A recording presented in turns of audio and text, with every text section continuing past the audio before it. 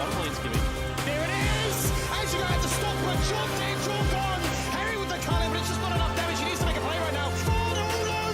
They're all joined together. That's one, that's two. A double kill for him. A triple. Empress divide onto Johnny. Oh my God!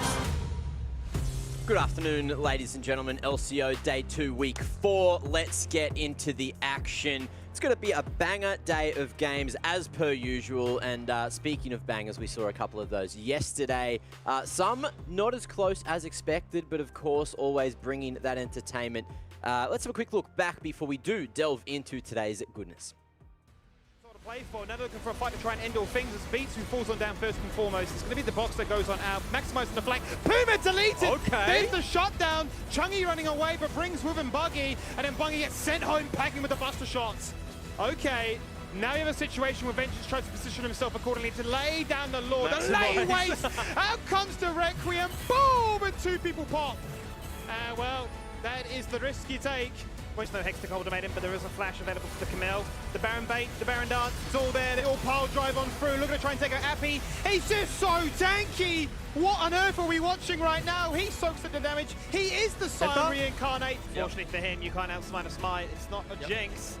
It's going to be Sion that gets the kill, actually. He takes that only in the process of things. There goes for the Cosmic Radiance just as the charm expires, but a pulverized combo lock in place to make sure that as soon as that invulnerability falls on down, he will too. It's a three-man shove here from Claire, but they have no damage to back it on up. Those are the moments you live for as an R player.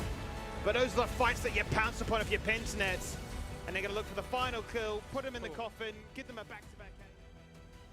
What a great day that was. Speaking of great days, going to have another one of those today. And to join me and help fix my speech impediment and me tripping over my own tongue, I got Jupes and I got Elf Boy back again to bring us all the action. Jordan, look, you had the day off. How'd you enjoy your Tuesday?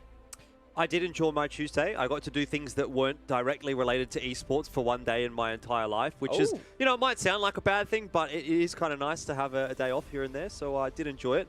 Didn't really get to catch too many of the games, actually, Max. So I'm hoping that we're going to get some good ones today that I'll be able to, you know, sink my teeth into. Yeah, well, there's been a couple of things going on. Look, Pentanet's still undefeated, so that was probably expected by you. I think your prediction game's I got all of them correct. Okay? Yeah, okay, I got all of them correct. I do know that much. 4 from 4, just like Jubes and Nat. So you all copied each other's homework. I, of course, went for a couple of crazy picks, and again, it didn't work for me. So still just going deeper into that hole. Jubes, how are you feeling today, mate? Oh, not too bad. I actually feel good. I had a bit of a nap before, so definitely feeling rejuvenated. And I love how I get the single here, so I might just drag this one out just a little bit just to see where the blemishes lie, because I didn't actually look in the mirror. So thank you very much for that one. No, feel good, man. Feel very good. That picture was just perfection. I don't think there's any blemishes to see. So if you see any that we don't, please, you know, take a photo point them out. and put them on Twitter. And also, don't point them out. Just say, "Hey, Jubes, you're looking spectacular as always," which, you know, would be my tweet if I tweeted that as well. Anyway, let's have a quick look at the standings and where everything currently sits going into today. And there you have it. We do have a quick little highlight at the top there of Pentanet showing that Pentanet, with the 9 wins, have secured themselves a slot in the playoffs. Now, 9 obviously being the magic number there. Peace, they could make that happen this week if they don't drop the ball again, coming out of a bit of a rough one last week, getting those L's.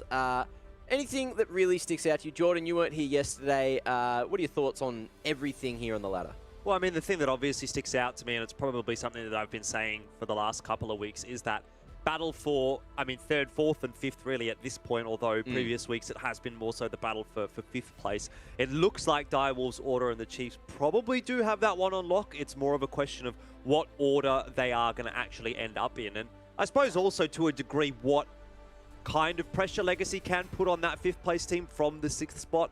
If, for example, Legacy can get a couple of wins to start to really get a little bit closer to maybe taking down that 5th place team, then we could have a 4-horse race. But right now, it certainly looks like a 3-horse race. That's the most endearing part of the standings for me. I mean, the rest seem like they're already a foregone conclusion. I think we know Pentanet's going to take 1st. We're pretty confident that Peace is going to take 2nd unless they continue on the downward trajectory that we did see for you know, it was more of a hurdle. I'm prepared to call at this point. They seem to have gotten over, but we'll see how they go today. And then Gravitas and Mammoth, I don't think are going to be getting off the bottom of the standings anytime soon. So it definitely does seem like it's that battle for 3rd, 4th, and 5th right now. Yeah, hurdle is a very good description for what Peace have come up against a few times now. Speaking of Peace, before we jump into the schedule, AP is still on 9 from 9. Will he make it 10 from 10 in terms of not playing the same champ twice? That's something that I'm really excited to see going forward because the man's a machine. He can play anything. Now, let's bring up the schedule, see what games we do have on today. And look, jump in whenever you want because we went over this yesterday. Of course, it's Order and Chiefs first, Direwolves Mammoth second, Legacy Pentanet third, and Gravitas and Peace to end things off. Jubes, any thoughts on which matches you want to see today? I mean, at the start of the week or even, late last week, I think the first game of the split, the first game of this week, the Chiefs Order game was one that maybe we didn't really have our eye on for any particular reason. Thought there'd be a little more distance between the two teams, but this game is really, is the opportunity for a team to stamp their authority on the ladder and say, okay, we're the team that's competing for the upper end of the bracket, if you will, or the upper end of the teams, and you'll be competing with Legacy and the likes of Gravitas Mammoth for that last slot in playoffs. So I think this match has some sort of significance because, yeah, you don't want to be the team that's just rolling on in, sneaking their way in come playoff time. Yeah, I think Order in particular, from what I've seen from them, they haven't hit their stride yet. I think there was one game where they really just minced their opponent, but then other than that, a lot of the games have come probably closer than you'd expect, considering the lineup that they do have. Now, look, going towards that 8 p.m. slot, I'm looking at Legacy and Pentanet, and obviously Pentanet yesterday in the interview, you had Pabu saying that Legacy was actually the hardest team for them in terms of prepping and understanding how they play. So it's been their biggest challenge. And does that leave open the possibility for maybe a cat ban? Because last time Pentanet said, nah, we're not going to ban cat. Morally, there's no point. We don't care if you're a one trick. We're just going to let you play it. And it turned out to be a little harder than they expected. Yeah, I mean, it's an interesting topic, isn't it? I think there's probably a potential ban coming through here. I have to say, and Jules, I'm not sure if you agree or not, but I'm sure you can get into it, that it did look like to me Legacy was the team that actually pushed Pentanet the most. And I'm sure we'll talk about it when we get into that matchup. But it seems to me like Legacy is kind of the ultimate coin flip team. Either they're going to have a really good game or they're going to have a really bad game. And if they do have one of those really good games, then they can push a team like Pentanet. I'm not sure that they have the depth, really, to go and actually win that game. But I'm sure now, having seen that matchup, Pentanet's probably just going to say, well, we're not interested in seeing the Katarina anymore. Let's just get him off the comfort champ. Yeah, what are your thoughts on this one, Juice? It would almost be like, it almost sounded when Pabu did the interview that they're going to use Legacy as training weights. They're going to see if they can take a game off them or, if they're able to win with their unpredictable champ select. The one thing I will say is the thing that I learned, or we learned rather, from the Legacy Pentanet game first time around, is that Exhaust is a very good summoner spell into Incursio's champion pool. A lot of the late game team fights, when it's a 5v5 angle, in a synergized team, they would drop it. They had 2 exhausts up at every time. So anytime Incursio went in on Katarina, once you exhaust Kat, she's useless for the majority of that fight. And I think, I'm hopeful that we get to see one of those pick bans again from Legacy and Incursio whip out one of his demon champs, but I think Exhaust is just a little bit too OP versus him. Well, look, speaking of that mid lane contention, we do have the key picks for mid lane so far throughout at least the LCO. And lately, you got Syndra, Orianna, Victor, and Galio. I wouldn't be surprised if we see that Victor again. We know Chaz has been doing a very good job on that. None of these, though, scream out Incursio to me. No, definitely not. Yeah.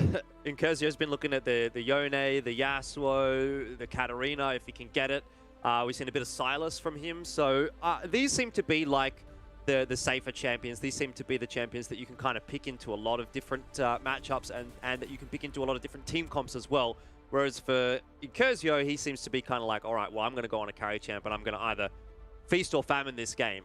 So I suspect that we're going to see that continue for him. But you look at the other mid laners and this is more so what their champion pool tends to look like. So we do have some outliers, but this is the general trend. And look, I've got to say, I'm having a look at the stats here actually of some of these champions, and it hasn't actually been such a great time to be an Orianna player so far in LCO. They've actually lost 7 games, only won the 3. So while it's getting picked a lot, it's not having a whole lot of success. Yeah, it doesn't seem to be the key pick for a lot of the players. I think we've seen it go well a few times. Jubes, what is the strength of that Orianna? Well, Orianna is a safe mid laner when paired with a strong jungler.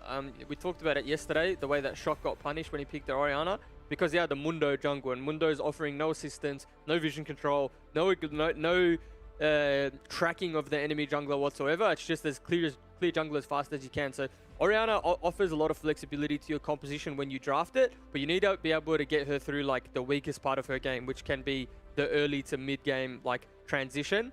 At times, obviously, there's going to be an accelerated Orianna for sure, but one thing that surprises me is we don't see much Azir. So Orianna's been picked 7 times, and there's been no Azir counter pick. Azir historically counters Orianna just because of the range of the streamer shuffle. So whilst we see those key picks there, there's definitely a few champions I'm surprised that we don't see. Seraphine being one in the mid lane, Azir being another one, and they're kind of staples that we see overseas, but we don't really see much of here. And it shows the dynamic that we have in terms of mid laners, right? You got Kisei playing Nocturne mid, Kisei playing different types of champions. You know, played the Karma instead of the Azir. So we just have a a different shake or a different spice, a different twist of the meta, if you will. Yeah, I think I actually remember there was one point where I think last time we did the key picks for mid lane, we actually had Azir in there. But now so he must have just fallen out. Yeah, it just seems to have He's fallen only out. been picked a couple times. Like, he's even been picked in the top lane just as much as in the mid lane, if you can believe it. So that's one player. That's one player. No, I understand that, but that kind of just shows the degree at which we haven't actually seen Azir in mid. Well, look, speaking of how good we are at games, both myself and who else got roasted yesterday? Was it Rusty? Myself and Rusty got roasted yesterday, or at least coached. And now it's Jordan's turn. So, Elfish Guy, let's bring up your op.gg and see what you've done lately and what you're good at, what you're bad at. And Jupes, roast away. Okay, well, the recent games, I'm seeing Jarvan support with the Zhonya's Rush. I think he got a little bit of flavor of the month from your man Aladoric, and he definitely took those one into the ranked game straight away. First things first, you said you had 1 day off from esports, and that was yesterday. So how come you haven't played ranked in 13 days? Because I've been working, mate. That's the problem. I've been working too much. Okay, well, you need to eliminate those contracts from your repertoire, and you need to focus on the solo queue. Right. Because the solo queue trumps all at the end of the day. Absolutely. You can go to the bank with a good OPGG, but you can't go there with a bank full. True. First, and then secondly, I don't like you're playing a lot of range champs. I don't think they're like the enchanters are that great, especially the Nami at this point in time. So I would suggest adding some more hard engaged tools, easier to execute into your kit. Different playstyle, sure, but something like the Nautilus, like the Leona, like the Rel in particular. Rel in solo queue right now, I think is absolutely busted because you don't really get counterpicked too often, and you'll be able to, climb a few ranks. I'll be honest with you, but it all starts with playing the game. It all starts with playing the game. Okay. There's no substitute for gameplay. What do you reckon about that 65% with Pantheon? That's pretty good. That's not bad, and that's what I talk about, because Panth has like a really OP level 2, really OP all-in, and in Plat, you're going to be able to punish like 9 times out of 10. You're going to be able to punish supports and ADs, because half the time they're auto-filled too. So if you just have the kit or the tool to like have that aggressive laning phase, you're going to get kills 9 times out of 10. Look, considering he's a busy man, he's played over 300 games this season, which is still, a whole damn lot of games. And he's in the positive win rate, which, means he's slowly but surely climbing. Now, that's enough from you, Jordan. Look, hopefully that allows you to improve your game. We do have one from another fan out there, and of course, that is going to be James Allender. So, looks like he's going to be a jungle player. Jubes, I feel like this is your specialty, so, coach away. Like, the problem with these OPGGs is, like, how do you coach what's just all wins, all MVPs, like, and it's just perma-winning every game? The only suggestion I would make, but even then he's winning, is try the chem tank build. Try in situations where like you're the only frontline on your team. In this instance, like Fiora, Zed, Tristana, sure, Alistair's a frontliner. You could opt in for the chem tank build into Deadman's Plate, use Phase Rush instead. But look, it's full broken record, right? But statistically speaking, if he played more games, he wouldn't be in silver games, right? Like literally, he hasn't lost. Yeah. Unless he's done some form of Photoshop and edited it and it looks like he's missed the clean, then all he needs to do is play. There you go. So maybe just playing a few more games, maybe not photoshopping out the left column so we can see what else you play other than a whole damn lot of Hecarim, who is actually getting nerfed real soon, isn't he? Slightly. I'm just confused because every OPGG, the guys are on massive win rates and like massive win streaks and just on a tear. I'm actually Not mine, very mate. confused. Not mine. I'm an honest summoner. You know, I take part in the summoner's code, and I just send in the truth and only the truth. The truth Normally, and only Mac- the truth. When I get sent an OPGG when I'm streaming or whatever, Yep. it's like bronze 3 in the depths, red, wrong Me. build, wrong runes. It's like, just Mac on his Smurfs, bro. Mate, look, I use Blitz, so I don't have to worry about my runes. It does it all True. for me. It's absolutely it. beautiful. I hope they paid you for that. They probably didn't. But look, if they want to, they can. Anyway, moving forward, if you want your op.gg page roasted or coached, you know, free coaching from Jubes here, which is, you know, something you really want. At LCO, hashtag LCO. Follow LCO on all the socials. Send in your screen grab. If you want to stay anonymous, I dare say hide your little name and black out any other names as well if you are going to go like particular matches. So there's no roasting publicly other than, of course, your Twitter tag. Also, we are still very open to all the content, all the trash talk. So keep that up as well. Any memes you have, feel free to send them in and we'll throw them up in between the games, before the games, post games, end of the show, whenever, because we love you and we love what you guys do. Yes. Yes. Now, That's indeed moving forward, it's game time. We do have one big game to kick things off, and that is going to be Chiefs taking on Order. Let's have a quick look at the Chiefs to kick things off here. And, look, you're a man that loves to rate these players, Jubes. Please continue this rating. Well, I'm actually rating these guys. Let's go on bicep size. Bicep size, Liv, Yep. not actually sure. Swaith, I think he's been hitting the gym just a little bit. Biceps getting there. Ronald Vo, Kisei, too committed to Summoner's Rift. Don't think he's lifted the dumbbells yet. Yep. Boma, bit of a fitness freak, but he's more of a sprinter than a lifter, I would say, from what I've seen in the social media department. And Dragku, I've heard from rumors that single-handedly is the guy who goes around picking up all the dumbbells after people don't re-rack them, and that's why he's so big. A little bit of extra work put in there. Good to see. He actually broke my hand the other day when I met him, and he gave me a handshake, so I'm still recovering from that. Fortunately, I've got good genetics, and I recovered quite quickly. Now, Jordan, any thoughts on the Chiefs going into this matchup, and are they going to be the favourites? Yes. I want to say they are the favourites, but I'm really not too sure. You know, they're one of those teams that seems to be, I mean, in the same vein as Legacy, but not maybe to quite the same extent, where they have some really good games, but then they have some games where you look at it and you go, what's kind of going on here, right? There's some weird stuff. Sometimes even, you know, you're seeing the bot lane, you're seeing the Heimerdinger, it's okay, fine, that's Mboma's sort of comfort pick, okay, we'll accept that. But then there's also the Senna Sion game that we saw yesterday, which starts to raise some questions. So I'm really not sure. I mean, Chiefs, I want to like them and I want to favor them. I want to predict for them confidently, but something's telling me, something's showing me that they're just not quite consistent enough to be at the level where you can say, yep, they're really one of the top teams. Even though they are one of the top teams right now, I'm not sure that we've seen the peak, at least not on a consistent basis from the Chiefs. So I do like the roster, but I just want to see a bit more consistency. That's the one takeaway for me. Well, speaking of consistency, let's have a look at Order, and I guess we can discuss the consistency, because I personally feel like they could be way more consistent. You know, they've had a couple of really rough early games, managed to bring it back, and then maybe even lost a couple of games where they shouldn't have. And they've even gone the distance in some games they probably shouldn't have, but Maximize Jung in the top lane, Vengeance in Chungi, the jungle mid lane duo, and the bot lane duo being Puma and Beats.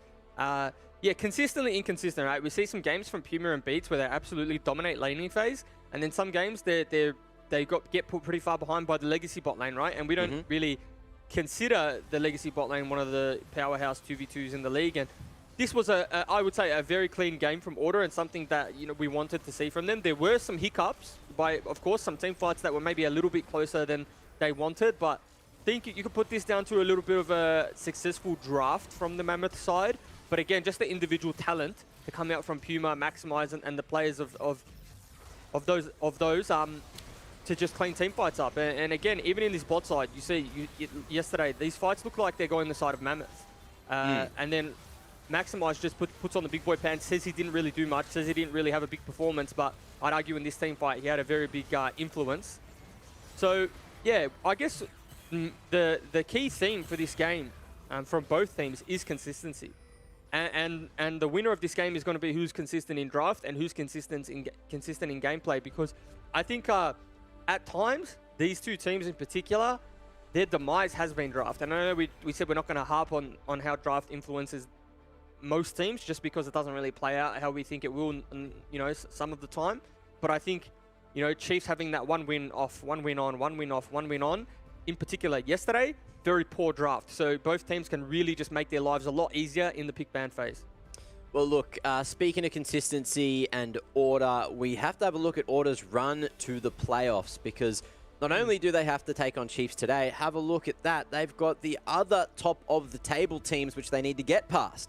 And if they find this consistency, yes, it could be an easy ride to the playoffs, but that does not look like an easy ride at all.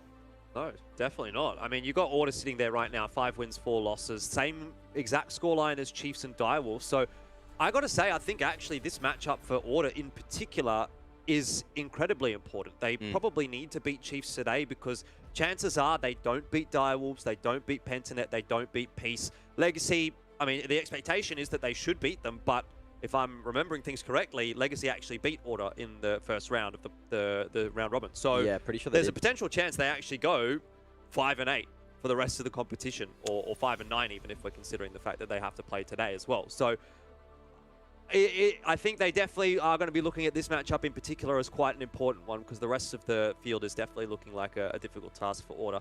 Obviously, it depends on what the matchups look like for Chiefs and Direwolves as well as to whether they've got difficult runs or whether they've got easy runs towards the end of the standings. But it is one of those situations where sometimes the halfway point standings or even the 60%, 70% of the way through the season standings do tell you a bit of a lie because you have to have that context of which teams have played against who and who they've still got left to play against, which was part of the reason we thought Order looked pretty good in the first few weeks, right? They played against Gravitas, they played against Mammoth in their first day, and they kind of got off to a good run. They had that high standing for a while, and now we're slowly starting to see it sort of fall down. They've been in the top 4 the entire season, but would they drop to 5th? Can they even drop to 6th? Well, there's still a couple of weeks left to find out. Yeah, I think Direwolves is maybe even on the other side of the coin. I think their run gets a bit easier, you know, on paper towards the end of each round as well. So that's why we saw that late resurgence. But before we get too much deeper into this conversation, we mentioned earlier, we love you guys at home sending in your content, and Order, well, they always make this content. So we're going to have a quick gaze at what they've prepared for us. Well, this split, like, personally, I wasn't expecting much. I was expecting top 5, like, for split 1 at least top 5. But we do have the potential to beat every team. We can, yeah, come first this split. Keep your eyes on Aphelios this fight. Oh, hook misses. Anxiety looking for the hook, not going to go on out. Ah, gets stunned. Yeah. Beautiful stun there from Chungy, can't hit R2 and call all the Forge God, and then they steal away the Herald.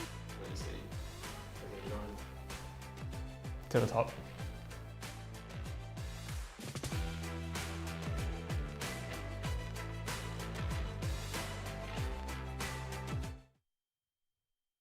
To the top. Okay, that sounds good. I wonder what's at the top. That's the real question. You know, is it the leaderboard they're talking about? Because if they're trying to make it to the top of the leaderboard, that's a long way away at the moment. You know, that's going to take Pentanet really tripping over their own feet. Any thoughts on that before we bring Nat back in? Oh, I mean, to the top, like he says, where do you see split 1? He wants to be top 5, which they're well on the way to doing. Split 2 potentially is where he's looking to be on top. And I like the interview from him. I like the humbleness, yet the confidence from Chungy. I'm always a big Chungy fan, so I'm quietly hoping I see him at the top one day. Whether that's this week, next week, tomorrow, somehow next year, somewhere he'll be at the top. The top of something. Now, someone that's at the top of the interview game right now is Nat T. So let's bring her in and see how you're doing this afternoon, Nat. I'm doing well. I have a little bit of hay fever, so could be sneezing through this interview. Hopefully not too much. Well, hopefully it goes well and the boys are respectful. Who do you have down there on the sidelines, by the way? I'm going to be joined by Mboma and Puma. Thank you both so much for joining me. Puma, I want to ask you first. Sorry, my nose is playing up so much.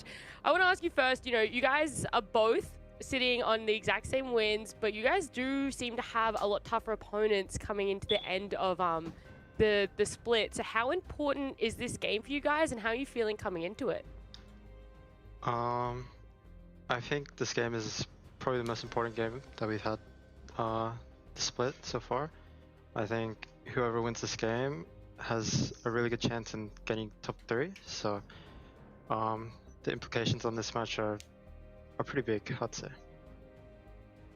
Yeah, are you guys a little bit nervous? Because in yesterday's interview, the two people that I interviewed from Order, they said that the women of the Mammoth wouldn't give you any more sort of confidence in your play style. So how are you guys coming into this, feelings-wise? Is it nervous? I'm a little bit nervous, but it's not like insanely nervous. I think we match pretty good into Cheese, like skill-wise. I think whoever plays better on the day will usually win. So yeah. Yeah, you guys do look pretty similar on paper skill-wise. It seems pretty head-to-head. But in Beaumont, what about you guys? If we looked at your past of matches leading into this, you know, you guys have the win-loss, win-loss. You lost yesterday, which could mean a win today. How are you guys feeling coming in? Yeah, I think we want to probably break the curse, but not by losing today. We want to win this game and beat PGG on Friday, right? So I think this definitely is a big game for us, but I do think we have like a easier schedule like going forward. So I think we're just gonna try and focus on what we always do, try and just improve and play the game well. I think that we've been doing some interesting things in the draft and stuff like that, but today we're just gonna do our thing and see how it goes. Has that been something that you guys have been working on with your prep time? Yeah, I think we're a team that's not really afraid to try things. So we try a lot of different things, and we can play a lot of different champions. So I think that's the fun part about playing on our team, is that we're pretty willing to do, you know, if someone wants to do something, most people would just say, yeah, go for it. So I think that's sort of our mentality, and we're going to do the same thing today, I think. I'm looking forward to it. Puma, one last thing I do want to ask you is, you guys lost against the last matchup to Chiefs, so what are you looking to do differently? Is it going to be something really draft heavy that you guys are focusing on changing up, or more about your gameplay? I think the last game against Chiefs, it was really bad early. I think we had to pull it through with some team fighting, but I think if we stabilize early game, then I can probably carry this game pretty easily. Well, fingers crossed that works out for you guys. I do want to ask if there's any last words you want to say to each other. I feel like this is one of the most interesting matchups we have today. So if you have anything you want to say to each other, you're more than welcome to. I think we were both on bottom teams last year. Now we're more on top teams. So it'll be fun to see, you know, how this matchup goes, given that we both have like a higher chance of winning this year. I think we played a lot last year, and yeah, it's just fun to play against him, I think. Yeah, I have like a lot of respect for Mbomo, because I think it was a big reason why Mammoth like didn't come last year. So, and I'm pretty sure I've actually never beaten him on stage yet. So hopefully that changes today. Oh, look at that. Yeah, there you go. There's a little bit of history there, guys. Good luck, and thank you so much again for joining me today. Thanks. Bye bye.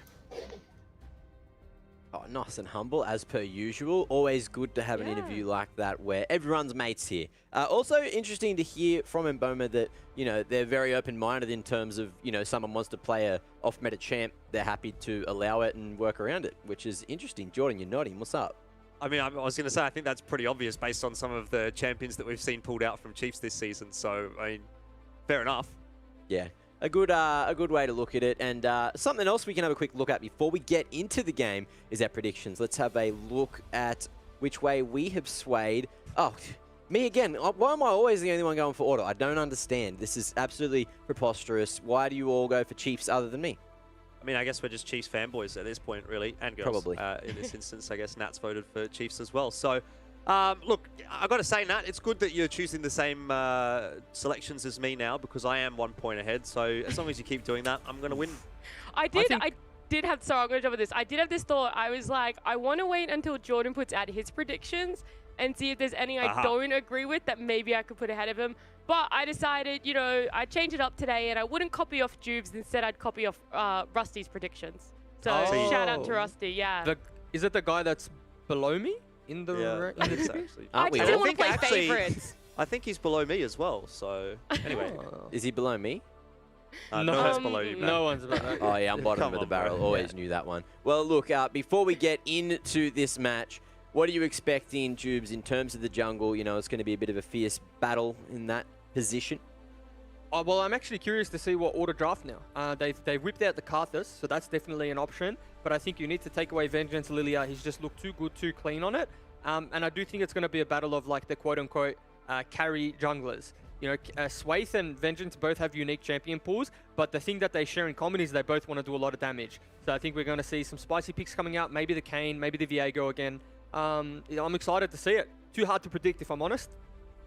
Yeah, it's going to be a very close one. And something else to, you know, separate yourself from everyone else genetically, reaction-wise, you know, all the good stuff, which Nat and I are certainly going to be doing on the side lanes, is esports assessment labs. We're going to be testing ourselves, checking ourselves before we wreck ourselves. I don't know. Anyway, head on over there. You can see how you're doing. And as you continually do their tests, you can see if you are progressing and how much better or worse you are getting. Look, I'm getting pretty old now. 29 is where I currently stand, so I'm actually deteriorating.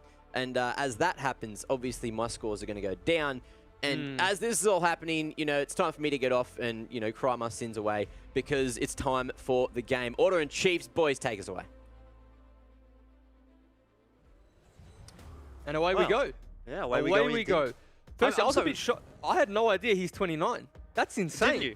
No, yeah. No. He's been 29 actually for most of this year. It's pretty crazy how that's happened. Yeah. I'll tell you what, he's the youngest 29-year-old in the world. He does act like it sometimes. So, first off, Heimerdinger off the table, Nocturne away from Kisei, Yone being banned away from Kisei as well. Definitely the power point of Chiefs when he's on his champions, when he's on those kind of off-meta, if you will, or not even off-meta, but when he's on those melee range type, assassin-type mid laners, he's very, very good as per, you know, his mechanics. We talk about him as being that mechanics player, so smart bans from the side of Order and little more respect targeted towards Vengeance in the bans of Chiefs, right? The Udyr, the Hecarim, but not the Lilia. That's something we want to keep our eye on.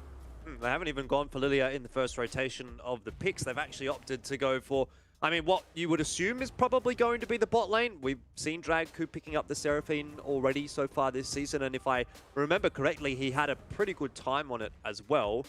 Kai'Sa obviously nowhere else for that one to go than down into the bot lane. But I suppose you could argue Seraphine is a bit of a flex pick still, so it would be interesting to see where that one does end up. And I mean, still no priority placed on the Lilia, unless it comes through here from Chungi selecting that one for Vengeance. But yeah, I mean, at the moment, it doesn't seem like Order necessarily shares your same opinion, and they're quite happy to leave the jungler for a little bit later.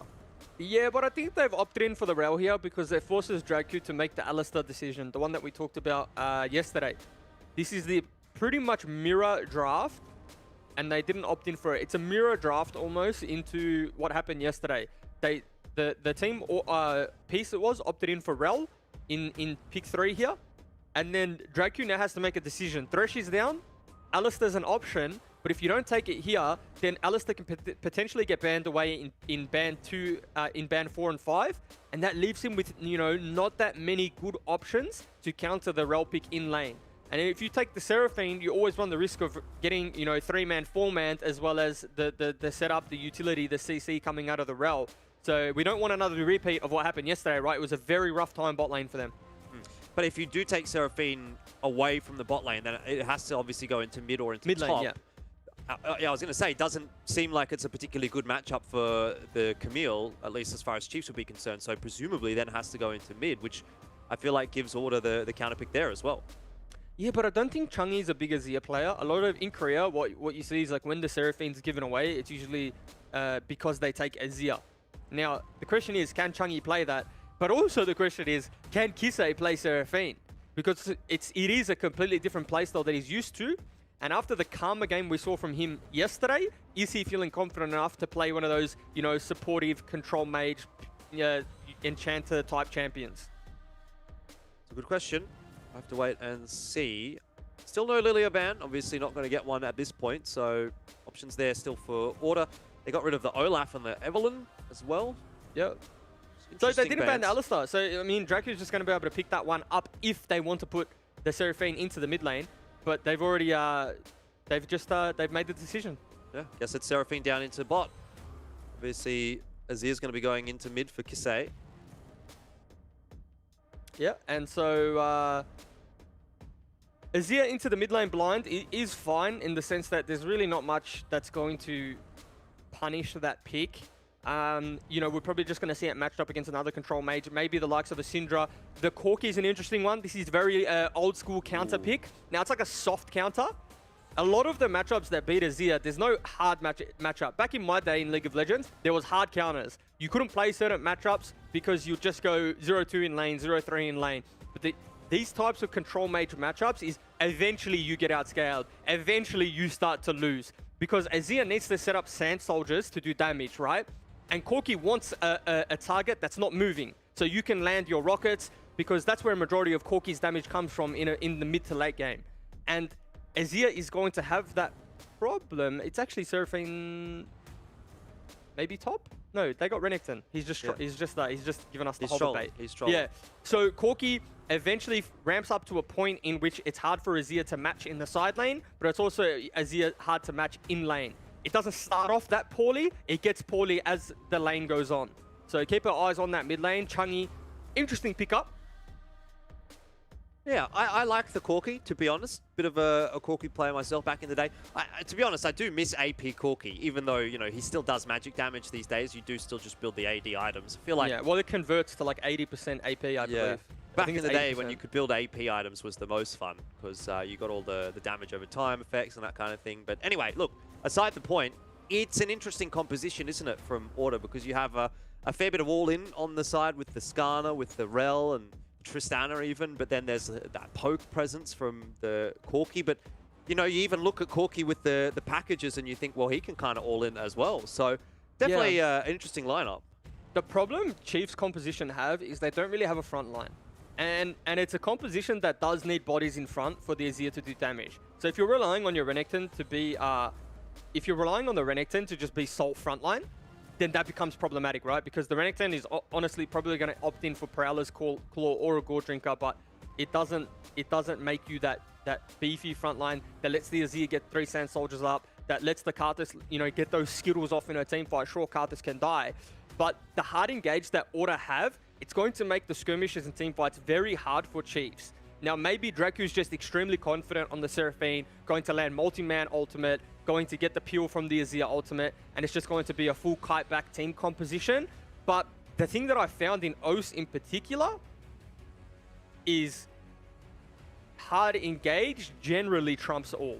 Like, they're going to have a very hard time disengaging the Rel. The QSS tax is going to have to be there for the Skarner. The Camille Hextech ultimatum cannot be, you know, dodged, QSS nothing, so that person is ultimately going to fall down too. So I think Order have all the tools to start fights on their own terms, whereas it's a similar comp from the Chiefs where they're going to be trying to disengage and fight their way out of it.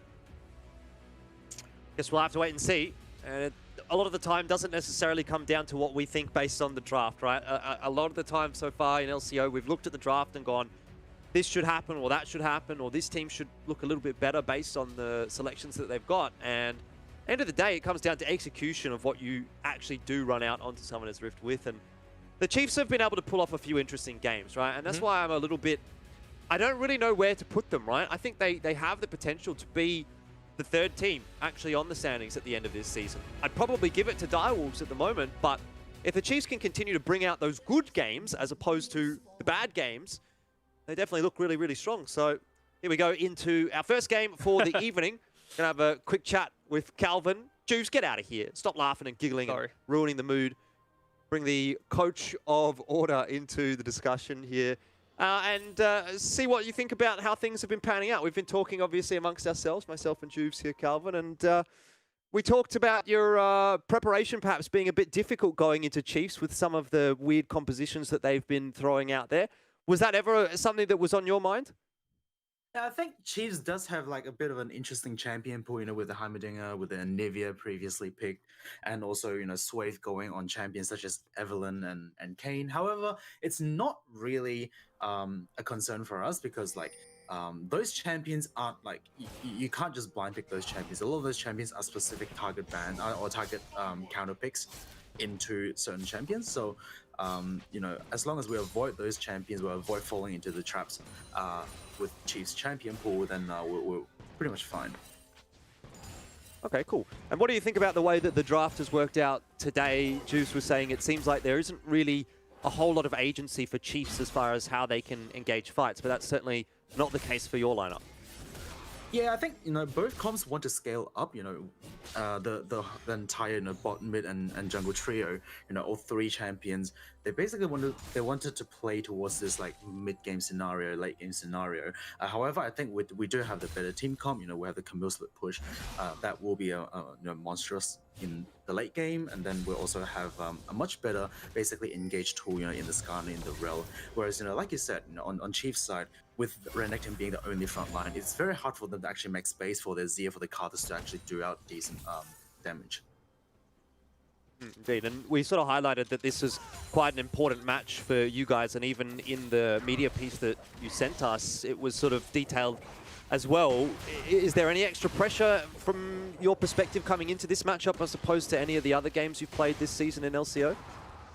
I think everyone in the team knows that this game is, you know, is almost basically the fight for third place, especially this week we do have Chiefs followed by Legacy afterwards. So definitely, you know, a very important week for us if we want to hit that third place going into playoffs. However, I don't think everyone's too pressured. I think we all also have this agreement that this split is more of like testing the water. Like the next split is the more important one. However, you know, we still want to get as many wins as possible and make us look as good as possible. Awesome. Well, long-term planning, definitely something that we will be keeping an eye on come future splits. But thank you very much, Calvin, for your time, and we'll get back to the game. Thank you. Cheers, mate. All right. Well, Juice, maybe not the perfect time for us to go back to the game because we have run into a pause straight away. But is there anything that you need to break down for us before we dive back in? Just a cheeky little invade coming out of Swaith there. It's something that he's kind of built his reputation on as a jungler, being very aggressive no matter the champion, and often opting in for the 1v1 in the jungle matchup. You know, at times this split been to a detriment of his team. They've had to follow up, and you know, sometimes they've fallen down there. But in this specific scenario, Swaith was able to yoink 2 jungle camps, I believe, the blue buff and the Gromp, as well as go to his red, his Krugs, into a reset into bot side camp. So this is going to be a very early level 6 from the Karthus if he's able to put these jungle camps on cooldown. And Skarner's starting off at a little bit of a deficit.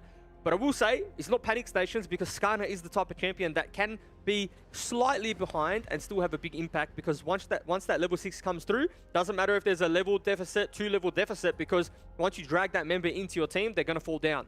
So it's just going to be about vengeance and how he parts his way around this early game to find his way back in. It's a little bit surprising sometimes when you see a Karthus looking for an invade, because that's traditionally something that, in that case, the shoe's on the other foot, so to speak. But I suppose when you're going up against the Skarner, there isn't that much immediate threat, really, until level 6. And if Swaith wants to try and be that carry jungler like we've spoken about, then he does kind of want to try and dominate his matchup and then exert some of that pressure onto the rest of the map. I'm having a look in the game at the moment at the rest of the field, and to be honest, everything else is kind of looking the same, right? Top lane CS is fairly similar. Maximize is looking like he might be going for a little reset here, but he does have the teleport available, so he shouldn't be really losing too much. The wave's not crashing under his tower just yet. Mid lane, maybe we saw the Corki getting pressured out a little bit from that invade as well that the Karthus was throwing through. But overall, I mean, across the board, it actually seems like a fairly even start, with the exception of Chiefs getting that small advantage in the jungle. But it's not really enough to say that there's going to be a huge snowball or anything like that in the favor of Chiefs. Small wins are nice, but not the end of the world, really, if you are the order side. Yeah, but level 6 Karthus causes the volatility, right? So you have the top lane matchup, that's the Renekton and Camille. Renekton traditionally wins that 1v1. It doesn't start off straight away. You know, we're not going to see the solo queue at level 2.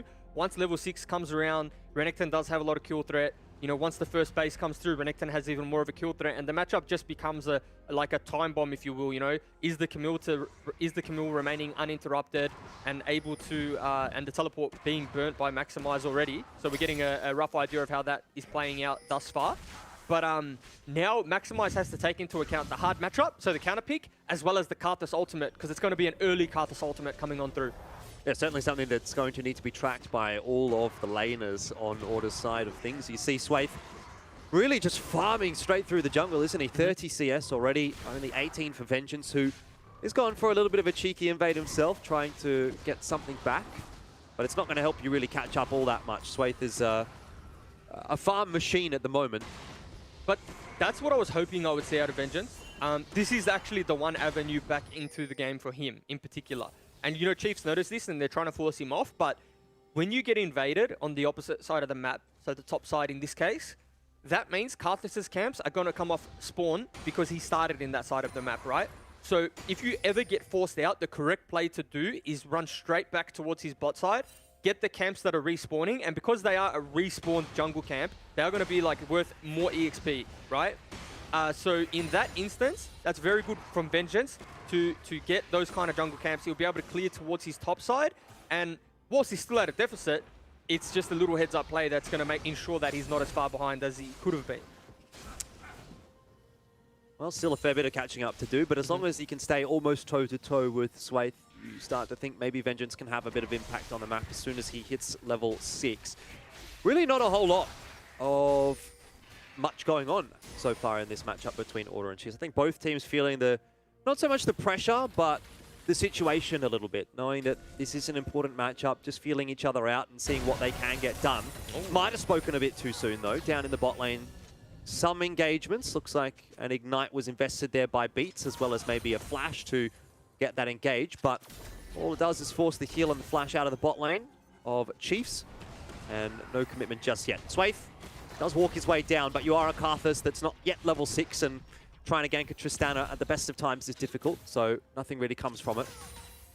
Yep, and just again, really good laning phase so far out of Puma and Beats, and this is what we were talking about. The matchup becomes pretty volatile now because Dracu's had to burn his flash, Mboma's had to burn the heal, Wave's not in a great spot for them. Yes, they have Karthus there, however, you know, that flash cooldown's down for 5 minutes, and might see, this is the worst feeling as a jungler, by the way. Yeah. Like, literally miserable. At times, I want to stop playing. I've had a few scrims and competitive games where this has happened, and I start thinking in my head, oh, gets even worse as well, Juice, when you see that on the other side of the map. Not only are you being pushed out of your own jungle, but your opposing bot lane is winning the 2v2, and you've just lost the dragon. This could be a kill for Swaith as well. The Skittle doesn't quite connect, forces the flash from Puma. But already things are going very nicely for Chiefs. Yeah, I'm pretty sure that's just illegal. That's just honestly illegal gameplay coming out of the Order bot lane. Should not be a 2v2 kill in a Kai'Sa Seraphine lane, but especially pre-6. But have to get a replay to see what happened down there. And as I say that, this was I think the earlier exchange where they burnt their flash, or no? This was. No, this is it. Oh, this is it. Okay. So Beats doesn't have flash. That's the problem. Yeah. They just missed the engage, and I think that's just that's on Beats as opposed to an outplay, if that makes sense. Not to diminish the kill. Obviously, you had to get that kill, and it was very well played from them. But if you miss the engage, there's only one way in if you're the route. You can't get out after that, especially with no flash. So didn't get the aftershock, I believe, and just gets ran down there by the Kai'Sa. Yep. It's always one of those things when you're playing against a lane like a Seraphine or any kind of poke or half engaged sort of champion in the bot lane, that if you don't do anything, you feel bad, but then if you do something and you don't make it work, then it feels even worse. So now you're in a rough situation here as the Order bot lane where you feel like, okay, well, we're already behind, but to win this lane, we kind of have to be the ones on the front foot. If we just let Dragku and Mboma scale through this lane, then they're going to be quite happy with that. So it almost feels like you have to continue to try and force something. I don't actually like this flip from Chiefs because the Renekton should have prio and win the lane against Camille at this point in the game.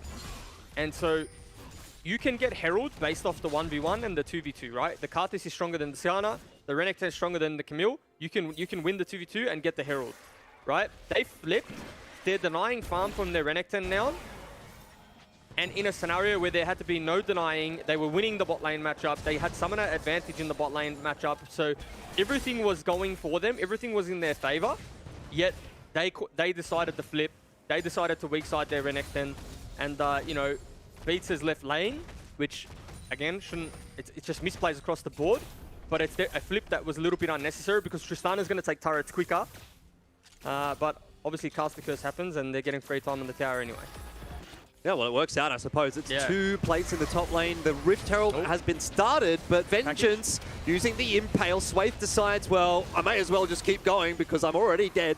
Unfortunately, it doesn't work out too nicely for him. Chungy had a package, got the Valkyrie over the top, and that makes it for an easy kill to peg it back to 1 apiece. But Chiefs are still on the hunt. They're not prepared to give this one up just yet. Juves and Vengeance looking pretty low.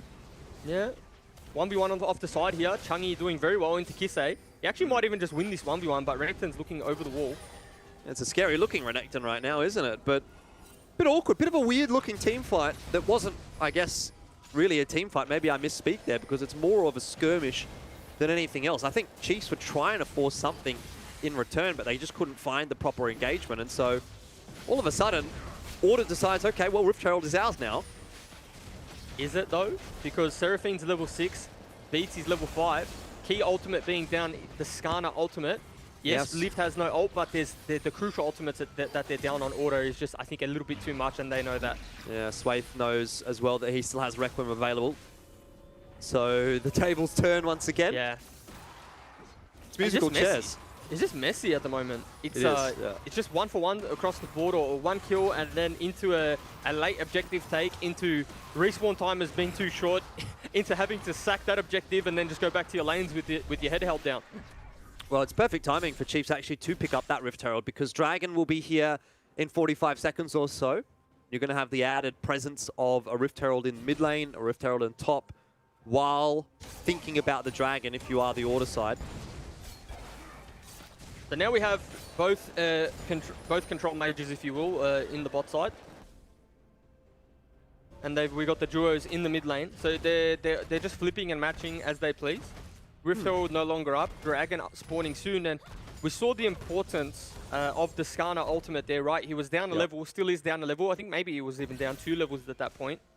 But it didn't matter, we're still able to one-shot the Karthus, and across the board, when you have an Azir, when you have a Karthus, and you have a Seraphine, a quick Silver Sash is not efficient to buy, right, for them. They don't want to spend the 1,300 gold out of their budget to pick that one up, and yet the Skarner forces that, and we'll see the discipline of Chiefs and how early they'll pick that one up because, again, the Skarner ultimate is going to be such a key factor in these team fights, in these engages, and we might see a fight here. Well, Chiefs have just gotten there a little bit too late, and the Dragon is snaked away. A flash from Dragku. He's hit the Encore, and all of a sudden, Vengeance is done. I'm not sure in the end that it's really what the Chiefs were looking for because it is 1 kill traded for a Dragon, and most days of the week you're going to take the Dragon there. Also means that Dragku doesn't have flash, and we'll see how impactful that's going to be later on. Seraphine with no flash definitely looking like a good target. Yeah, she's looking like a snack. Now, it's not a bad consolation prize, especially because the Dragon did go down. You pick up the kill, get that one onto the Karthus, and he's able to extend the level lead that he already has. He's going to be able to put the jungle on cooldown while Skarner's on respawn timer. However, it does stop and extend the game in the sense that Dragon Soul now is just further and further away. Each time you lose that Dragon Soul, the pressure of the team you're versing just gets relieved that little bit. Well, we've got the bot lane in the mid lane now, which is a little bit more standard if you're talking about lane switches. So Puma quite happy to just farm up at this point. So too is Mboma. Some sneaky business in top lane. Yeah, this looks like it might be turret. 2 turret plates go down, 1 or 2 and a bit. You can get away with it, 2 and a bit. And so this one will be very close to falling down. It'll probably have 1 bar left, or close to, yeah. But all the plates are gone, that's the important thing. Well, it's not going to last too long, I'm afraid, for Order. Chiefs well and truly committing to taking this down, even lived copping a few shots. What is the cross-map play from Order? Where can they find their advantage? Well, seems like it's the mid lane, putting a bit of gold onto Puma. Very, very good at taking down towers on Tristana. Obviously not having so much success so far, but does allow the blue buff to go over to Order as well. So at least something gained for Order. What I want to see out of Vengeance in this scenario, he's got 2 plays, in my opinion, on this Skarner. He needs to start having some impact on the game, right? Because he has picked that champion that is very strong at this point in the game where income is relatively low. I want to see him either target the Seraphine. He knows the Seraphine has no flash, and that probably leads to a broken turret in the mid lane. or punish the Azir for being in bot lane. It's a long lane, and you're able to come behind turret.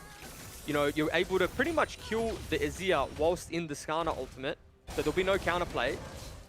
But instead, he's just pathing towards topside, pathing towards his camps, putting them on cooldown, which again isn't the worst thing. But if you're hoping to match Karthus in tempo on farm, that's not going to be the game for you. Well, does he need to do that, though? That's the thing.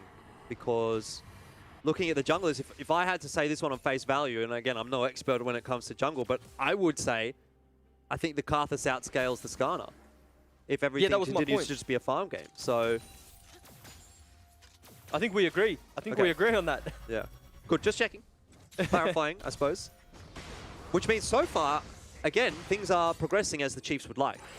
Yeah, 100%. They're not getting punished for sitting inside lanes. You know, they're happy just farming up a Storm. The Kai'Sa doesn't really get outscaled by much. The Azir's not going to get outscaled by much. But, you know, in the same sense, Corki is going to turn into a bit of a demon late game as well. So there are options for order in the late game department. However, once the QSSs and whatnot start coming through, it'll be a little bit of trouble for the Skarner. Chem Tank is picked up now, though, so this is the item spike you want to see, and where he really starts to do something to open the game up. Maybe that was why he was just looking to clear the last couple of camps. I hate that. I hate when they're sitting on a ward, and they don't know about it. Obviously, now he does, but so anticlimactic. You know, nothing's going to come to. I hate it when it's someone that you know you're not going to be able to do anything about, right? You look at that Renekton and you think, well, it's probably not worth us finding the engage here. If that's Dragku standing on top of that ward, you're thinking, ooh, there's a chance here. Bit of a fight, perhaps, down in the bot lane from what we could just see. Yeah, and I mean, you see Corki getting the better of the trades already, right? Has the Essence Reaver, has the Tia. Tia is more accelerated than that of the Azir, so this side lane matchup, if we're just looking at it in isolation, gets worse for Azir, right? The Corki inevitably wins the 1v1. However, the Azir with the Shurima shuffle with the wall is going to have a bigger teamfight influence or teamfight impact. But if it ever becomes stationary and just a siege battle, you take Corki every day of the week. So it's going to be interesting to see how they play this one out and how teams, you know, adapt their strategy to ensure they get the most out of their mid laner. Perhaps we're going to see that in just a second. Dragon in 10 seconds. It's the Infernal Drake as well, so this will be a big one for both teams that they want to be picking up. And it might force the first proper team fight that we are yet to really see in this game. 16 minutes in, nearly 17. Haven't seen a team fight, and maybe Beats is caught. Chungy is there with the package and Valkyrie available. There's an Impale, a Flash Impale, but is it enough? Blown up Mboma, absolutely deleted out of the team fight. Chiefs now starting to lack a bit of damage. Requiem is actually invested while Swaith is alive, and it works well. A double kill for the jungler of Chiefs. Dragon, potentially the focus. It's been started, but that actually might have been a bad decision by Chiefs, because now they're copying all that free damage and Order not. There's no smite on the side of Order, but I don't think that matters. They're just going to win this extended fight here if they keep going with the poke. However... Ooh, well, especially if Chiefs are continuing to tank. Emperor's Divide, it was flashed by Puma, but it doesn't matter. He dove into the entire team and gets deleted. Changi followed suit because he was so low, and I think he started tanking Dragon. Yeah, interesting. Interesting play coming there from Puma.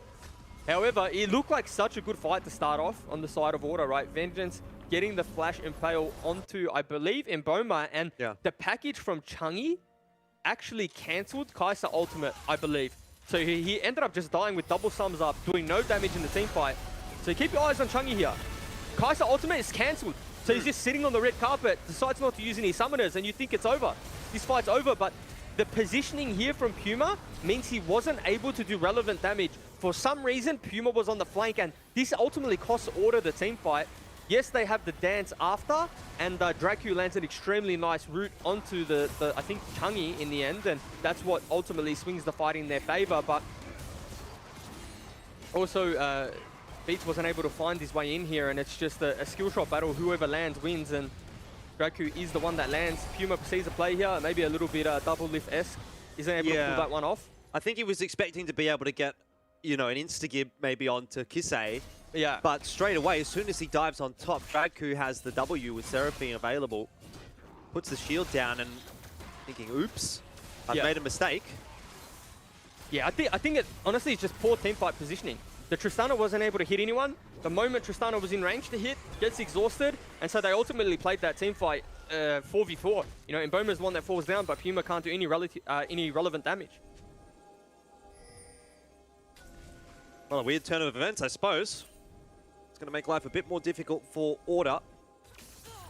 Especially considering now as well, Chiefs have just picked up Rift Herald. So the objectives continue to compound for the Chiefs. Karthus really scaling nicely as well. 2 items finished off. 3, 1, and 2 for Swaith. So all the kills are going over to the champion that really needs it. Interestingly enough, Karthus has opted in for no boots too, just the Void Staff. I think doesn't necessarily need the Void Staff right now. Could have opted in for the component of Void Staff, which gives you the magic penetration as well as the Sork boots, and it'd probably provide more value in this game.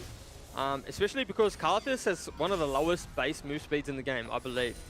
And just having those Sork boots, the tier 2 upgrades, just you just notice it just to get in range for the Skittles.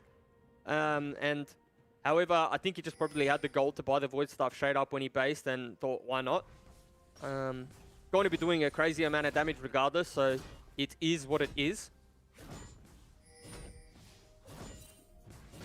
This is interesting. Both teams are feeling like they might have the bait here. Swaith hiding in the tribe wood. Sure, he might have been seen going in there. He did have to flash. He did have to flash, because if he holds that there, Maximize just going to get on top of him, use the Hextech ultimatum, and will pretty much just die to an empowered Q at this point. Karthus, whilst doing a bunch of damage, is not the tankiest champion in the game. Can tell by the health bar there. Chungy looks like he wants to trade the tower in top, but maybe that's not the most important part of the map right now. Puma is destroyed by Mboma, and Swaith will follow up with another kill onto Beats. The bot lane right now for Order just cannot get going. And that actually looks like it's a Baron, right? What? Early Baron, but why not? Karthus with Leandris, Azir with Leandris, it's just going to go down extremely quickly. You have the Kai'Sa to top that off. You know, it's very early, but look how quick it's going down. Can Vengeance steal it? He does! He does! That's huge. Vengeance may be able to turn this around. All the damage is coming through from Chungy. And Boma will just survive. But Chiefs do get away with at least the majority of their lives. I mean, still, this is looking like it's a story that still has a few chapters yet to be written. That has to be the biggest brain play from the Order bot lane in the world. They said, you know what, we'll opt in for the 2v4. We'll lose, of course, because you're not going to win the 2v4. We'll make them do Baron, and Vengeance will steal it. I think that might be a couple of Smite steals this split on the board for Vengeance. Maybe he's made a name for himself in the Smite department. That's huge, by the way. That's because Corki keeps the Baron. So watch the carpet here. Does so much damage. They're funneled into the pit. It's stolen. Maximize goes in, does some relevant damage, but Corki's just free-firing over this wall, managing to trade, I think, multiple kills on the back end there. Picks up the red buff for his troubles, has the Baron buff, and we're probably going to just see a straight-up siege now from the side of Order. I mean, this starts to become a little bit problematic now when you see Chungy 3, 1, and 2 looking pretty strong, has Baron. And there isn't really an answer, I don't think, on the Chiefs side for the Corki. I mean, how do they start a fight without Corki getting 2 or 3 rockets through before, you know, really actually getting into the fight? I mean, Chungy's up, Chungy's up about 40 to 50 CS, has the Baron buff, now has a 2-level lead. That Baron play and the impact on this game cannot be overstated. Chungy, all of a sudden, has just turned into an unkillable threat. And now, even just from afar, look at the damage that's coming out of these rockets. You know, and he's going to be on his way to his 3rd item, as we can see from the components in his inventory. With this Baron buff, it's going to be so hard to deal with. Yeah, exactly. Exactly. Can't stop this siege. Maximize now winning the side lane too to top it off. It's just an unbelievable turn of events. What was looking like pretty much close to end of the game for Order, they've just turned it on their head from the back of a Smite steal. Well, Chiefs are going to have to give this tower up. Where do they even find an engage from? I mean, I suppose maybe Dragku can get a nice encore through, a flash encore even from the... it's such a tenuous thing though, you know, you can't really rely on it. No, and this is the problem we were talking about that Chiefs composition has in draft. They can't start fights. They have to be at objectives first. They have to be where the fight is going to take place, you know, like the Baron, like the Dragon. And then they have to either start the objective or have the enemy team start the objective and just kite back and kite back. However, when you're against a Baron buff, the enemy team, the side of Order, don't need to start the fight, right? They're just able to chip away at turrets, chip away with some poke. What's going on here? A little bit of a pick angle. Wow, looks like Maximize has backed up just enough before getting the vision that he is going to be safe. Quite a commitment, though, from Chief, sending almost all 5 members down to the bot lane. And Boma's starting to work back up into mid to catch that wave. Yeah. So Chungy's picked up his 3rd item, by the way, 3rd and final. Well, not 3rd and final, but... 3rd and important. Yes, 3rd and important. If it was 3rd and final, then I'd be a little bit worried, because then he's at full build and it's only 24 minutes into the game, but... Won't scale too well with only the 3 items. But hey, I think once you do get those 3 items online for Chungy, it is almost like saying, oh yeah, I have almost finished my build, you know, because these are the 3 important items that you do want. It's the damage, it's the mana regen, and it's the survivability. So what more do you really want on Corki? I guess, yeah, you're going to get some more damage. That's fine. But right now, everything is there that he needs. Well, the problem with Corki and why Corki's not picked in the meta is because it takes too long to ramp up, right? It takes too long to get the items, and when Corki's relevant, it's usually like around level 16, 3 items, and at that point, we start talking business, we start talking numbers, your accountant can talk to my accountant, and then we'll negotiate, right? But Corki, because of the Baron steal, and Lived might be caught here. Yep, certainly looking like it. Hextech ultimatum is going to be, I think, the ultimatum for Lived. Drag, who does his best to keep him alive, but that's a freebie for Order, and it continues to slide in the wrong direction for Chiefs. Yeah, and I mean, it really looks like when games get chaotic and when Chiefs feel a little bit of pressure, they start to lose their identity and lose the correct way to play the game, right? There's no business getting caught mid lane there. They have vision pretty much on all of the members, or at least they knew where they were seconds before that. So it is pretty unacceptable to get caught on mid wave. And you have to feel Chiefs just looking a little bit lost, maybe feeling the pressure of the Corki, you know, 250 CS at 26 minutes, you know, a sizable CS lead compared to anyone else in the game. Level 16 being ticked over as well, and when you feel that pressure in game, you start to make decisions that are very uncharacteristic. Yeah, I think we've seen a few of those already from Chiefs. Had to give over the last Dragon as well, so still even at 2 apiece. Big objectives are coming up in the next minute or 2, though. Yep. You've got the Baron in 40 seconds. You've got another Dragon in about a minute. So Chiefs have been quite happy to just sit back and try and farm up in the meanwhile, since the Baron steal did come through. But eventually they're going to be forced to fight. Whether it's for the Baron, whether it's for the Dragon, the result's going to end up being the same. They need to get a good engagement before they get poked down by Chungy. And Elfish, let's just take stock. There's only one player on the team, or on the Chiefs lineup, that has paid the QSS tax. So think about the value of this Skarner in this point in the game. Has so many targets he can opt in for. It's really just a field day. Well, so far, he's just hanging around on the top side of the map, but you do get the sense that something is going to be happening shortly. Drag, who's positioning, oh, so scary walking through like that as the Seraphine. He did have flash, to be fair. They might be looking for Maximize here, but Maximize does this very well, and it's something he needs a bit of credit for. He's playing the side lane to a T. He's creating enough pressure so that Chiefs send 3 or 4 members to try and pick him off, but he's just getting out in time to the point of which he's not even taking damage. He's not even have to burn a summoner spell, but he's actually dragging 3 or 4 members topside. And he's also getting turret damage. So you see topside turret, you know, that's probably 1 or 2 autos from going down. So he's doing a very good job in generating that pressure, and he's relieving a lot of pressure for the rest of his order lineup. So again, we need to keep our eyes on Maximize to decide what he does and where he goes. At the moment in the group, probably not something where he wants to be. If you don't need to give Chiefs the 5v5 team fight, why would they, right? Send Maximize to a side lane. Renekton can't answer that one anymore, and he's just going to have a field day on those turrets. Sometimes I feel like when there's side lane pressure, it's one of the most infuriating things to deal with in League of Legends. And you feel so helpless, and I suppose that's probably because I'm a support player. Well, Chiefs have started off the Baron. I don't know how well this is going to work out for them, but they are getting through it quite quickly. Teleport still not here from Maximize. That's a Baron for Swaith. Order are going to look for the counter engage, and they found it. It's 1 for 0 so far on court through most of Order.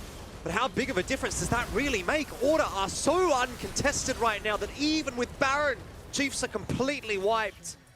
That has not worked out at all.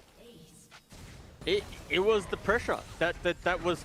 They just felt the impending doom of the side lane, and they said, you know, we need to get the Baron. We need to make this decision, and it was just ultimately too forced. And I think, again, being brutally honest, it's what happens when you draft this sort of composition. You're just forced into these narrow win conditions, into these corridors, into these decisions, and ultimately it was a very good early game from the Chiefs, but Order just flipped the script on the Baron still, and they ran away with the game. If you give Order an inch, they'll take a mile. Indeed, indeed, and Order are looking for the finish right now. One Nexus turret down. Still looking for the second, but Maximize has died, so has Vengeance. Well, the game's not over just yet, and all of a sudden, you sense an opportunity for the Chiefs. A teleport coming in behind Chungi and Puma into the mid lane. It's Kisei who's diving, or looking to dive. Emperor's Divide certainly is there, and it does catch one, but Chungi, he just blows him up. Puma does get the kill. Here comes Lived as well, caught in the rel stun. And it will be Beats to offer some sacrifice to the Chiefs, the rampaging Chiefs it feels like right now, who are really just out for blood. Yeah, that was embarrassing. That was a little embarrassing, but we've all had embarrassing moments in our career. So, I've died to Baron buff, believe it or not, Elfish. Can't say I have. I mean, have you played in a professional game? Maybe you have you? No. League of Legends? Did you play early on? I played in a comp team, but it wasn't a professional team, let's just say that much. Well, replay here before we go down memory lane. It's just what a team fight looks like when you're funneled into a pit, right? It is absolutely a choke, and Corky is just raining rockets down.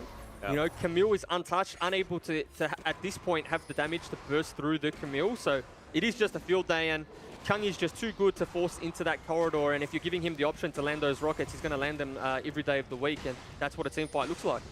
I mean, it's really the ideal fight for Beats as well. You're talking about Rel a little bit earlier when you're judging my OPGG, and that's part of the reason that she's such a strong champion right now. If you get the engage, you just win the fight for your team regardless of what they do. All they have to do is face roll on the keyboard, and you've probably done enough. And Puma gets a 1v1 against Kisei. Okay, I mean, at that point you just say, okay, game's pretty much over. Yeah, and what's hilarious is we've been talking about Chungi all game, because he is the threat, right? He's the person who bridged the gap of when they were their weakest, right? When Order looked like they could lose this game, Chungi was the one who was kind of holding things together, and we let Puma fly under the radar, and all of a sudden he's just 1v1ing the Azir. So that's where we're at. That's where we're at, Elfish. We've just completely forgotten there's a Tristana in the game with 3 items. I mean, I think to be fair, Puma did have a rough early game and is starting to come online now. That's big damage again through from Chungi. Part of the reason I suppose we're so excited about that Corky. Here's a Requiem just to try and buy some space for Chiefs. It's not wide enough to kill Puma, is it?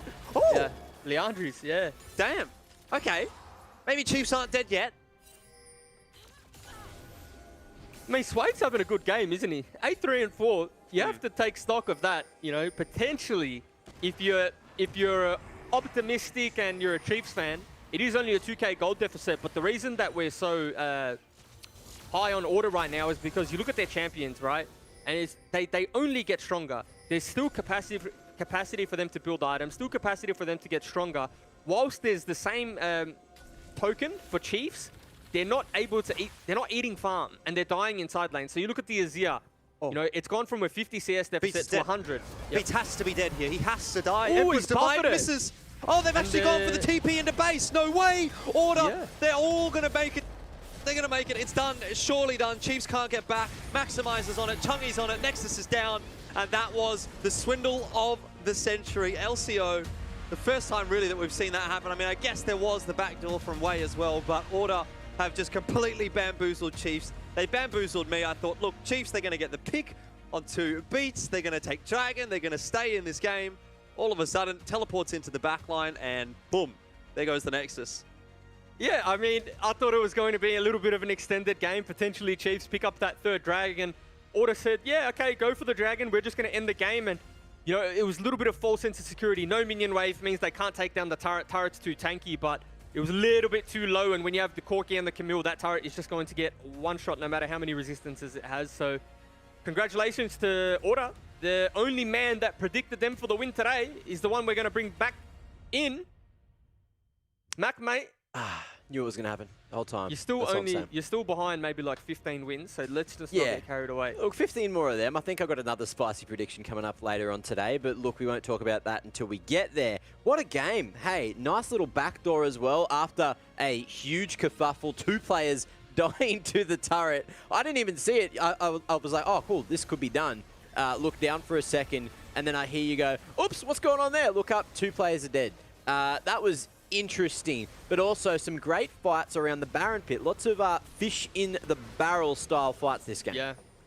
And this was actually the team fight that I thought Order played quite poorly. Puma just straight off to the right-hand side of his team. Could have played the front to back there. Opted in not to. Went for the big play here. You know, maybe he gets the reset. We start talking about him being, you know, Osa's next best 80 carry, so has to go for those sometimes. And this is where the Order bot lane made the best decision of the game. Best decision of the game.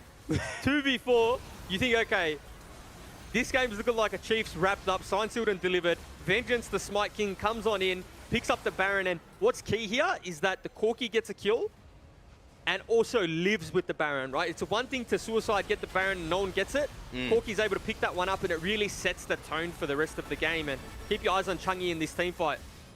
Uninterrupted, QSS's the charm from Seraphine, and he's able to just rain down pain in this team fight. So much damage with those shots. I've never seen a Corki look so good. When I saw the pick, I was like, oh, I wonder why that is. And you did explain it a few times throughout the cast that he just needs a whole lot of CS to become that win condition. And that's exactly what we saw from Order this game. Yeah, not every day the Corki gets 6 kills, 314 CS, as well as the 3 items. Yeah. And that's the problem with Corki, is that it's very hard to get to that phase because there's a very big lull in power. Corki kind of goes like level 6, laning phase gets a little bit easier, but then like you don't have your items, your power goes down. But yeah, with the Baron buff, with the kills, Corki was able to just say, oh, I'm here, boys, I'm here to party, let's go. Yeah, something else I did notice in the draft was that they Order actually took knocked out earlier. I think they were a little bit scared of Kisei's knocked from the other day. So interesting to see that being a target ban. Yeah, I mean, I suppose. No, I'll let you go. I'll finish. Take it away, mate. I don't really have anything to say there, to be honest. Yeah, no, they just took it away. Like, you know, Kisei is one of the only mid laners that plays that champion, but it synergizes very well with Swathe because Swathe is the player traditionally to play AP carries, right? Yeah. A lot of junglers, you know, play the Hecarim, play whatever's meta, whatever's fresh, whereas Swathe will traditionally play the Karthus, play the Evelynn, play champions a lot of junglers aren't used to playing, therefore makes the AD mid laners much more of a prioritized ban when you verse the Chiefs. Yeah, and it was interesting. We were talking about, you know, Azir not being picked recently, then all of a sudden it gets pulled out by Kisei. Nat, I hear you're down on the side lanes. What are your thoughts on that one, the old Azir pick there? It's not a Mumu, is it? Look, you know what? It was quite funny to see it come through after you guys were just talking about how it's been picked just as many times up on the top as mid and only really by one player, and then we see it pulled out by a completely different player. But yeah, it was good. It was an interesting game, a lot of back and forth. Yeah, and of course, you know, just going to tout myself again, the only man that believed in Order on the desk. What's up? Last time I'll go with Rusty. That's exactly, it. exactly. Maybe you got to copy mine. You would have been wrong if you predicted anyone apart from copying Max, true. so I'm not really sure where you're going to go from here. It's beautiful, it's beautiful. Make sure, whoever you have down on the side lanes there for the interview, you let them know that Max still believes in them. Yeah, I'm a little bit scared. I've got Vengeance joining me, and last time he joined me and I didn't go for Order, you gave me a little bit of you know, a few words here and there.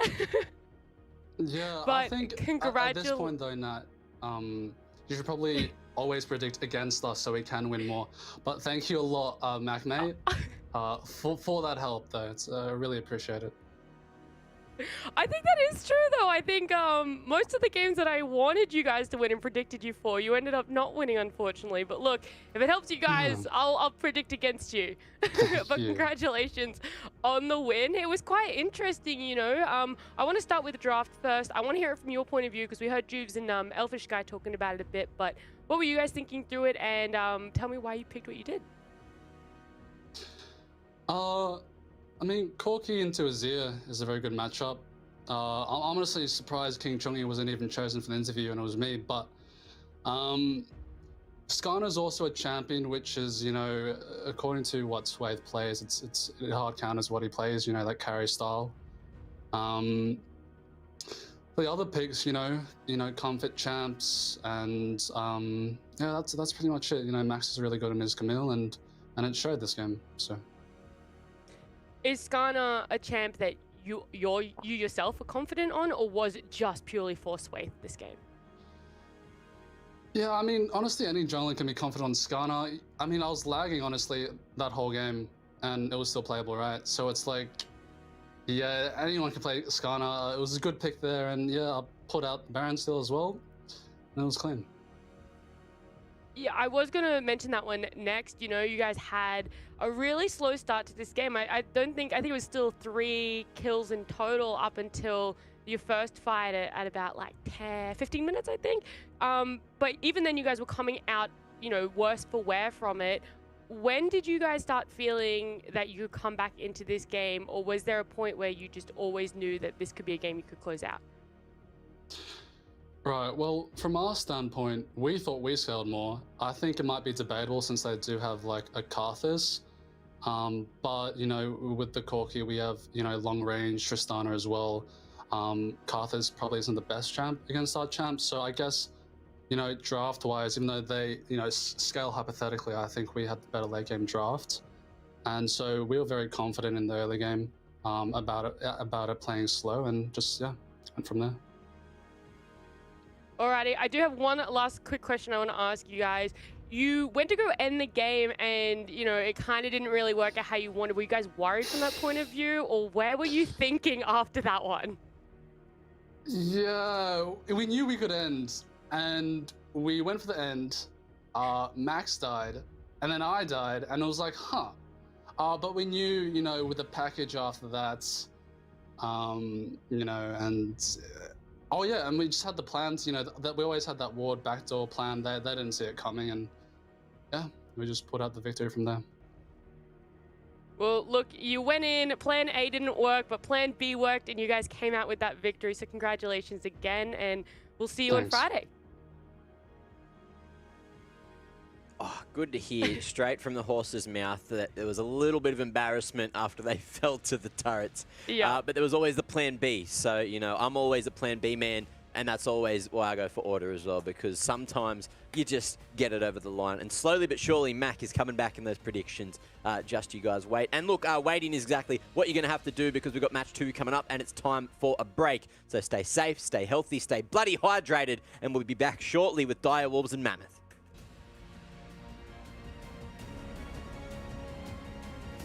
Still not here from Maximize. That's a Baron for Swaith. Order are going to look for the counter engage, and they found it. It's 1 for 0 so far. Encore through most of Order. But how big of a difference does that really make? Order are so uncontested right now that even with Baron, Chiefs are completely wiped. So you look at the Azir.